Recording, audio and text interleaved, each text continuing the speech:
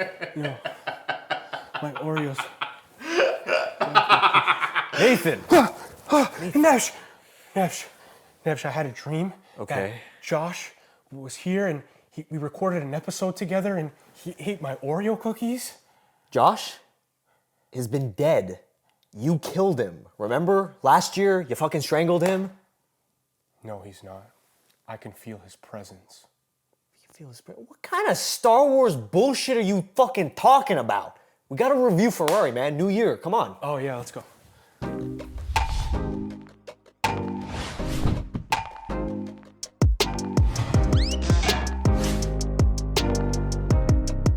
Welcome back to the Real Talk Podcast, episode 118. I'm your host, Nathan, and I'm joined by the man himself, Matthew Neves, to my left. Thank you. And today, we are going to be reviewing Michael Mann's latest film, Ferrari. Damn. But first, we got a big announcement. Big announcement. We are launching our Patreon page as well as YouTube memberships. Members will get access to an exclusive monthly show called Movie of the Month, where Neves and I are going to pick a random movie we'd like to discuss, and the audience will vote on which movie will become the Movie of the Month. On top of that, members will get early access to our podcast episodes and reaction videos, as well as other member-exclusive perks. If you like what we're doing here at Real Talk and you want to support your boys, Patreon and YouTube memberships is the best place to do it. Hell yeah. New year, new podcast. New year, new t-shirt, new T-shirts. podcast. Hey! Shout out to Christian. These are amazing. Happy New Year, everybody. And what a way to start off the new year with a Michael Mann movie. Fuck yeah, man. It's been a long time since he's made a film. Yeah. How many years? 8 years since his last one. So That was the one with... Black Hat. With Chris Hemsworth. Yeah. But Ferrari is a little different. It's not set in modern times. It's a biography on Enzo Ferrari, specifically set during the late 50s, 1957, I believe, during a moment in Enzo's life where he was financially unstable and was going through marriage problems. And a lot of shit happens in that time frame, and you get to see a little glimpse of his life. Yeah, the future of the company is in question, and it kind of feels like he's at a point where Ferrari can go either way. It could survive or it could easily fold. Right. Depending on how the year plays out with the race. And everything. And that's one thing off the bat I want to commend Michael Mann for is, man, we've biopic exhaustion. Yes. Right? Yes. A lot of them. Majority of these biopics that we've seen, they take, these larger than life figures, let's say, Elvis, let's say Napoleon, and they're like, we're gonna do this whole guy's life. Yeah. And because of that, we get a lot of biopics that feel disjointed, that feel like these time jumps are very jarring.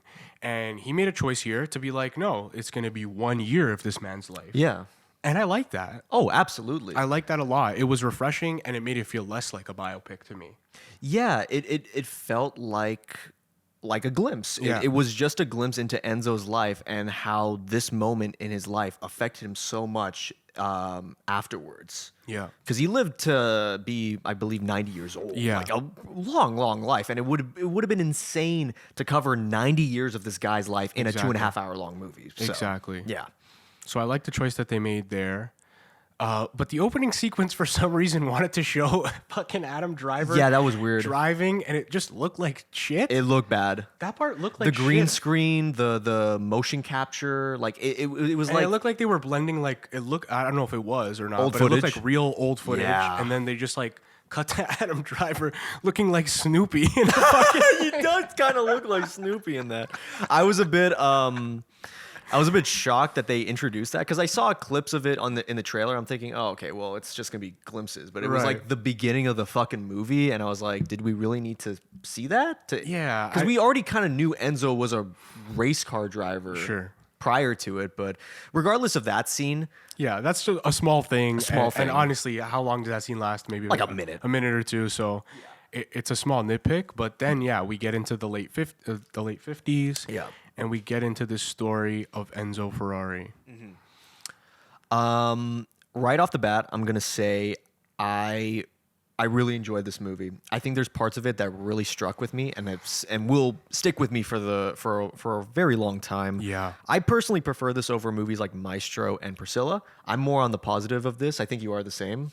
Yeah, I definitely am. Yeah, so I think with Ferrari, it's Michael Mann dissecting Enzo in a way that no other film has really done, and comments on the toxic masculinity of Enzo during this time frame. Yeah. Because I could totally see that, especially at that climax where everything's happening and this very shocking moment occurs.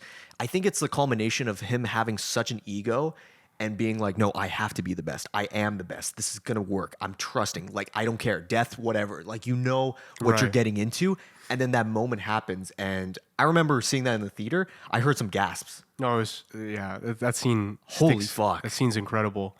It definitely, the payoff is there. I mean, you're building up to something, and when you get that climax, it's incredible. Yeah. It's worth everything, and you're like, damn, like you really understand the consequences and the stakes of, because that's what I felt. I felt like the stakes weren't building as much as I wanted them to at times. Like, I don't know if it was a little bit too much going on in his life, or like, because they're trying to cover his personal life, they're Yes. trying to cover the problems with Ferrari, and maybe that back and forth kind of was disjointed at times, and maybe I think there was some pacing issues at times. Yeah.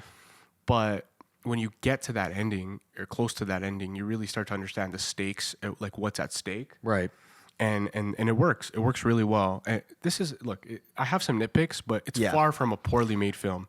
Like, Michael Mann knows how to make a film. He didn't forget in 8 years. No. This film is beautiful. Let's talk about the style of this film first. I loved it. I mean, like, I think we should comment on the fact that this is not that much of a car movie. Like, when you think of car movies, you No. think of like Ford v Ferrari. You think of, I guess, aesthetically speaking, in the early 2000s, the Fast and Furious era. This is not either of those. No. This has a different feel compared to other racing films, and I think a lot of people were expecting a car movie. Yeah. Which is why I think the reviews seem to be so mixed on this film. Right, when you make it, you title a film Ferrari, I think people do Right. expect Ford versus Ferrari. Yeah, yeah. You know what I mean? And this is not that, but it doesn't mean it's a bad film. No. If anything, like, I know this might be a hot take, but the racing, especially at night, is some of my favorite because there's no music on it. It's very cool. It's there's no music. It's just the cars driving in at night, super fast. And I was on the edge of my seat because I was like, oh fuck, this is the scariest thing ever. It feels scary. It feels like these guys are in danger. When other racing scenes in other movies kind of just feel like these guys are just racing and they're competing. Yeah. In this film, they did a good job of making it feel like they're risking their lives. Yeah. Like the typical formula would be the Gran Turismo of movies where it's just like, I'm the up and coming racer, I'm going to win, and he wins. The fucking up and coming racer in this film, he doesn't fucking win. Yeah. Like, it's subverting the expectations of that type of genre, while also commenting on the fact that like it's dealing with far more disturbing and mature subject matter because of that with Enzo. But beautifully shot. Yeah. Like, I love the way they make Italy look, and Yeah. the way they capture the time. It gives me Godfather 3 vibes, like a Little bit. the way With the color? with the color yeah. and those beautiful like Italian landscapes that they do show. Mm-hmm.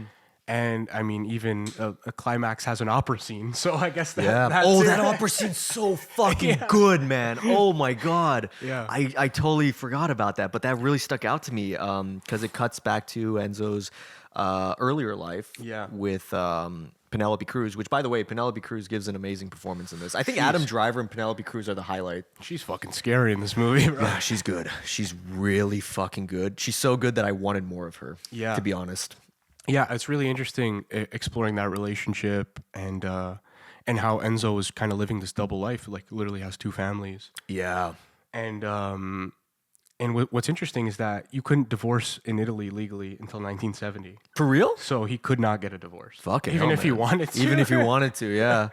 Damn, I did not know that was like Yeah, I learned that after. shit, man. I know. But no, the arguments, like the biggest one, of course, with Penelope Cruz and Adam Driver is so heart-wrenching because you understand where she's coming from. Her Yeah. own son died and from illnesses, and she's like, you have another child? Like, what's going on here? course. Like, and it's such an emotional peak because of the fact that like Adam Driver is like, I had all the money, I had this, I had that, and that's his ego reaching that height of like, no matter how much money, no matter how much power you have, you can't stop death. Yeah. You can't stop these moments in life where even your closest family members, even your closest friends, they will always lead to this versus the power that you have.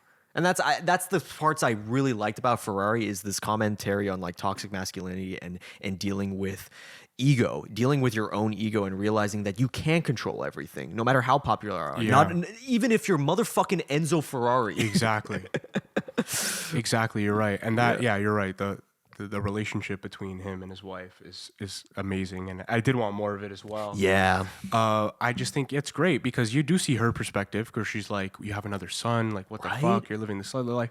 But you also like, I think you see Enzo's perspective as well at times where like, you know, you could tell like he's hurt inside. Yeah. Like you could tell he's kind of a broken man at this course. time. Like this is like kind of showing the hardest time of his entire life. Yeah. I would say because his pride and joy was his company. Yeah. And that's gone, or that's on the rocks and, On and the could be rocks, yeah. gone.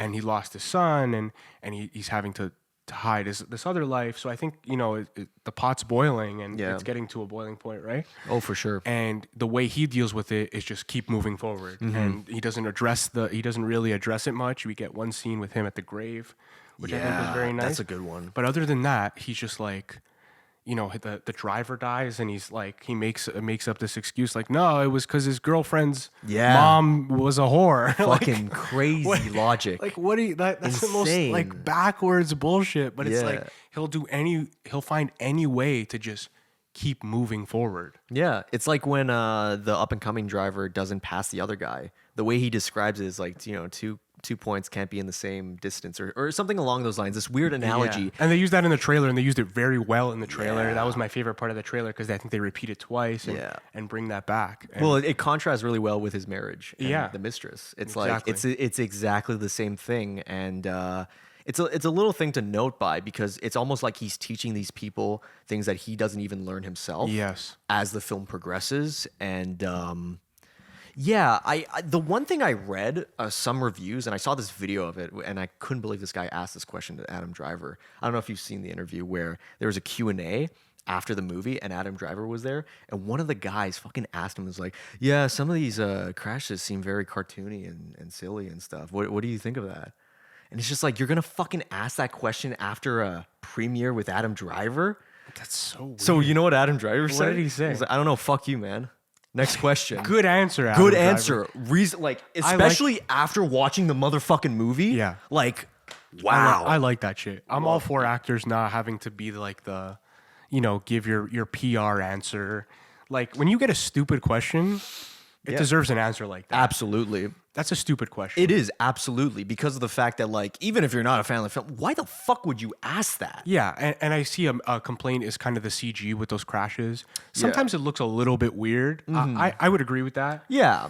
But the effect it has on like that moment is what you have to take away from it. Not that the crash looked a little weird for 2 seconds. Exactly. Not that you didn't love the effect. No. It's more just like this actually fucking happened. It did. Like, this is an actual thing. The crash itself, the casualties and everything like that occurred. Yeah. And this was during the race. Yeah. Which is why I got to say this line, because it's probably my favorite line of last year, to be honest, because this movie came out last year. Right. It's the part where right after the crash, Enzo is there with one of the guys, and the guy is like looking at the bodies and the damage. And he's just like, every racer knows what's going to happen with death and stuff. And then Enzo takes a deep breath and says, children don't know that. Families don't know that. That shit hit. And I'm like, ooh, That like shit hit. I will remember that line Yeah. because of the fact that the script itself is really solid when it comes to those dialogue pieces. It doesn't over-explain itself. It's like that. It's blunt, I agree. but it affects you because of the fact that that's when Enzo realizes how insane this is. That's the human in him. Yeah. Yeah. Because before that, you get the scene where it's like it's our he's talking at the table and he's like, "This is what we chose. It's our deadly passion." Yes. I love that scene too when he's hyping them up and he's like, "It's our deadly passion. It is what it is. It's our tragic like whatever he says. He says some great things, and the contrast is that yeah, when innocent people get hurt, he kind of is able to zoom out and be like, "Holy fuck!" Like It's amazing that they do that too, because every time he does that, he's essentially escaping the notion of death. yeah, He's always escaping this sense of like death, like walking away from it, pretending it doesn't exist. Right. That's why even his own son, he doesn't talk about him that much. Yeah. Until the very end, which is why this is a perfect way to end the fucking movie. Mm-hmm. He brings his other son to meet the son that passed away. Yeah. I love how that ends, because it's not your typical way of ending a movie like this. The most typical way in many cases would be he wins the race, he gets his money back, and then he somewhat like reconnects with his wife. yeah. That's like the easiest way to look at it from a Hollywood perspective. But Right. they went with this because it focuses more on the humane side of him. Yeah, especially when the scene before, like when he's arguing with Penelope Cruz. Yeah. And she's like, "While I'm alive, like this kid is not Yeah. gonna run Ferrari." And then you see him, and he like nods his head, and you're like, "Is this guy about to fucking disown his son, just because? Yeah. just because of this company?" Yeah. And then after that, you're like, you see him take the son to the grave, and you're like, "Oh, okay, Yeah. he made the right, like he understands." Yeah.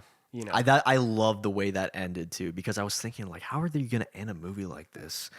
Because that's the thing. It's not an upbeat film. It is a dark moment in Enzo's life. Yeah. Financially, mentally, physically, everything like that. You're looking at a side of him that a lot of people wouldn't really comment on. They would comment on like the flashy version, like oh my god, one of my buddies was talking about the shitty Lamborghini movie.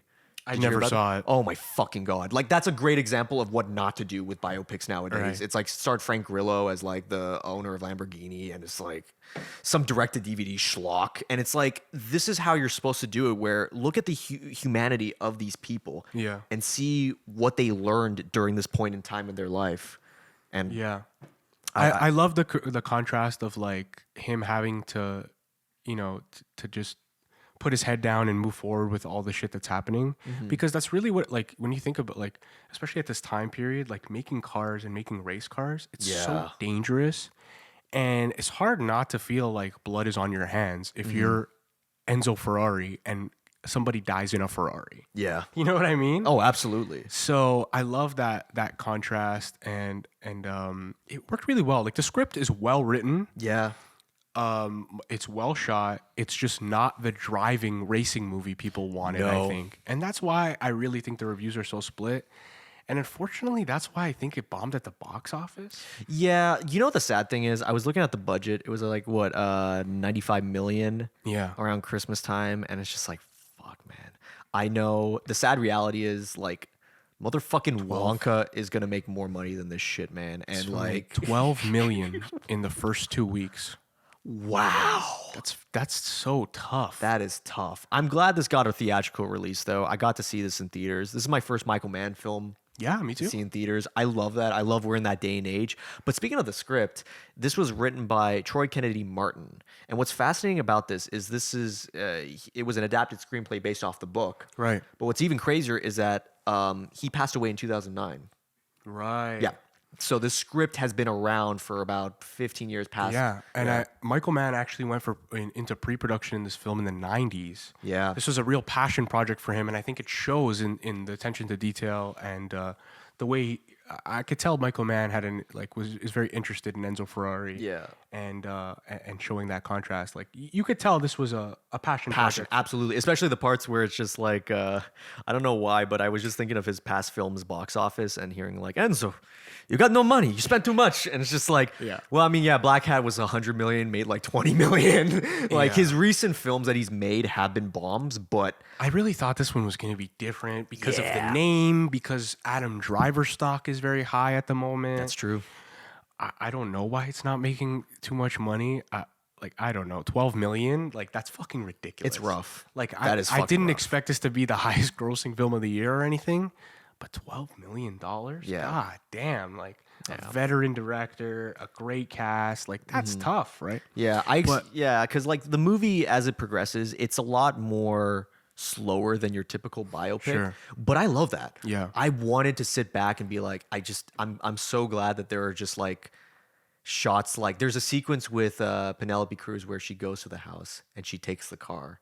Oh yeah. But they don't do anything super obvious until the very end where it pans to the car in the place. Yeah. It's like I like moments like that. We don't get moments like that in movies this big of a budget. I agree. For guys like you and me, I think that we could find a lot to love in this film. Yeah. But I think for the casual person who sees, oh, there's a movie about Ferrari.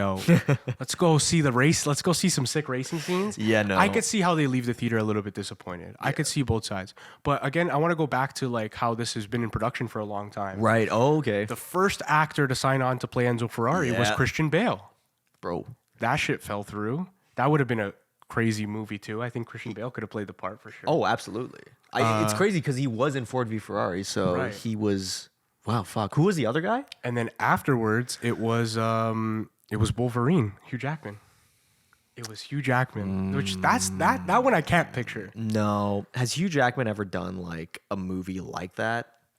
Because I'm trying to think of like he's done American accents. He's done of course he's Australian, so that's his native accent. But I can't picture that either. I can picture out of these three, because even though Adam Driver does a great job, I can see Christian Bale as Enzo. Me too. Yeah, but Adam Driver did a fantastic job. Oh, here. absolutely. Like, I think Adam just like he's good at playing Italians. He did in House of Gucci. It was good. How's the Gucci man? and he did it here, and it felt very similar. Bro, there was another interview he was talking about where he's just like, "What? I played two Italians. What's the big fucking deal? Saw that Like, as well, yeah. come on, guys, That's so. leave me alone." I mean, everybody speaking English with this Italian accent did kind of piss me off at times. Here's what I thought they should have done. What? And this is just a thought, but I thought Enzo Ferrari did speak English. He did. In real life. So have Enzo speak English. Yeah. Have some people around him, maybe his wife speaks English, but have some other people speak Italian. Yeah. Like I think they could have went like obviously don't do a full Italian film here, Yeah. but they could have went kind of a Godfather 2 route where some parts of the film are in Italian. I feel like it would have added a layer of authenticity to this Yeah. film that maybe it kind of lacked. Probably, if anything, like, and this might sound weird, but like a lot of films that are like, oh well, it just has to be English because the box office, and it's like there's still that notion of it. I know. Unfortunately, despite the fact that a lot I know. of foreign films made more money than this fucking movie, so it's like, I know. So, what's like, the big deal? What fucking makes money these days? Who knows? Yeah. But I do agree. I think the one performance that stood out in terms of the accent was the mistress. What was her name? Yeah. Fuck. I don't know. I don't remember. her No, name because either. she's been in a ton of movies. Oh wait, She's a good Shailene actress, Woodley. yeah. Shailene Woodley. She's a great actress, but I feel like the accent doesn't work for some actors, and Yeah. she was one of them. Even Patrick Dempsey, that was a weird one. Yeah. But like Patrick Dempsey looks like the guy. Don't Yes. get me wrong, but like when he started talking, I'm like, ooh. That's just Patrick Dempsey. that is not like the driver from like There were times where the accent kind of took me out of things a little bit, but again, this is nitpicks of, Yeah, of exactly. a film that's pretty well made. Yeah, honestly, I'm excited because apparently, despite the box office, Heat 2 is coming, and they're going to shoot it this November. I can't believe it. It's happening. I can't believe it. I'm so glad that they went right into production on this shit. I'm glad that Michael Mann has the opportunity to make another film. Yeah. Because this is a fucking bomb. Yeah. Unfortunately. And I was worried that Michael Mann was not going to get another film again if this bombed. So I'm happy to hear about Heat 2.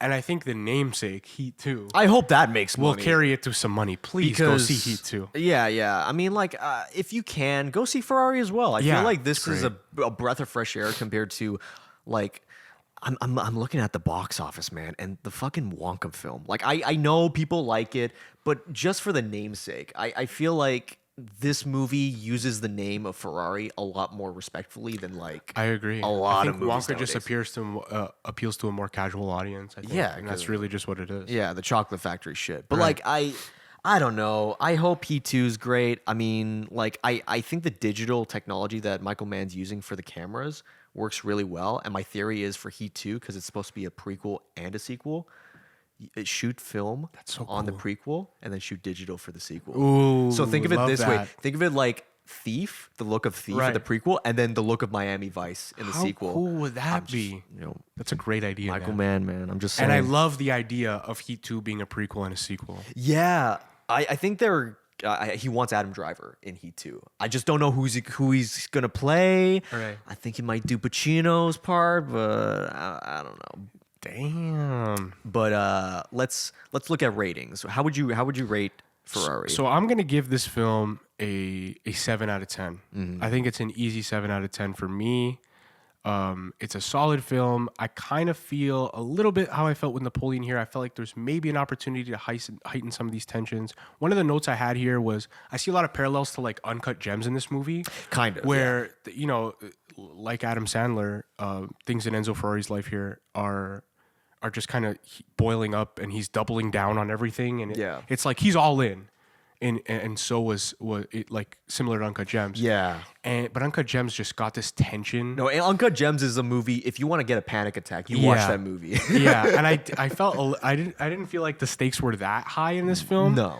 But I felt like they did a decent job at building up the tension into this big race. Oh, for sure. And also building up the character, the duality of that's the interesting part of this film, is the duality of Enzo Ferrari and all the responsibility he had and the way he carried that. Absolutely. I think I'll give a similar rating to you. I'll give it 7 out of 10. I liked it a little bit more than Maestro. I don't know. I feel like the performances hit me more. That dialogue, like, it got me here, man. It got me in the throat. I was like, oh fuck, man. Like when it deals with the subject matter of death and Enzo Ferrari accepting it and realizing that, you know, everyone's life is precious. Yeah. That's when he takes it into his own hands. And I think that's what the movie's about. It's That's not about that's the arc, yeah. Yeah, it's not about winning the race. It's not about being the greatest. It's about understanding people and understanding one's limits. Yeah. So. And that changed racing for like that race never happened again. Yeah. It's insane. It was like an old, like long-standing race, and it never happened again after the events of this film, which I didn't even know happened until I watched the movie. Yeah. That's why I was extra shocked. No, it was fucking nuts, man, when that scene happened, because of just how the music stops. It Yeah, just they use happens- silence so well, right? Yeah, it's just it happens so quickly too, and it's just like that's what it felt more real to me, was just how quick it was, and just the execution of it all. I'm like, damn, It man. was excellent. Yeah. Yeah, Well, the moral of the story is this is a film worth watching. absolutely. If you get anything from this review, is that you should see Ferrari and form your own opinion. Where do you rank this in Michael Mann's filmography, real quick? It ain't Thief. It ain't Heat. I'd probably put this around the same category. Well, for my enjoyment at least, as like Last of the Mohicans. Collateral? Yeah, Collateral. I would put it around that category. It's still fucking great. Me too. But in terms of Michael Mann's greatest, I think we're waiting for the greatest to come soon. Yeah, I think this is his.